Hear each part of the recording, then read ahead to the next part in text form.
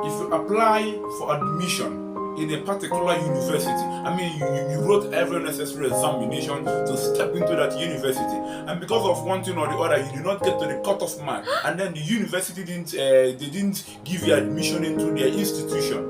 You are not part of that university. You cannot say that you already enrolled and then you're already taking lectures and then maybe one thing or the other happened and then you did not continue. It is way too different when you get into an examination to write the examination so as to get an admission into an institution, and then you finally got into the institution, and then you went through the first year, you went through the second year, and it got to a very point you are like, I don't understand what these professors are teaching. In fact, I cannot connect vividly with what they're giving me here. I am dropping out. Dropping out of a university is different from seeking for admission into a university and not getting into the university at the first place. What am I trying to say? It is like trying to get married to a person and it did not work, or getting married to a person, the marriage worked but the marriage did not work. Listen to me.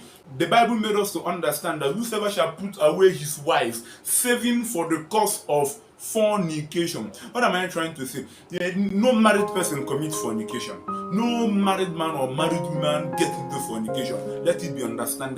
Christ Jesus is trying to make us understand, before the marriage, at the process of the marriage, before you get to the altar, anything that happens before that time is fornication. Like any kind of interaction, unlawful and undue, un-Christ-like interaction that happens before that marital processes and that marital event, I mean, it is fornication. So at that process, if you can say, man, because this sister or because this lady or because this guy has done this thing that is unlawful, I cannot continue with the marriage, you are not yet married to the person. It's like the guy that went to the school seeking for admission but did not get an admission, and then he was asked to leave. But when you are already married and then you've done something that is wrong in the marriage, unlawful, unChrist-like, and then it is now an adultery that you committed, and then your husband or your wife might have to find out and see all of these things.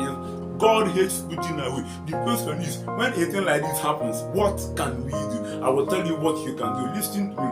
Before I get down to telling you what you can do, let me first of all clear the air. Living your marriage is different from living your home. Living your home is different from living your marriage.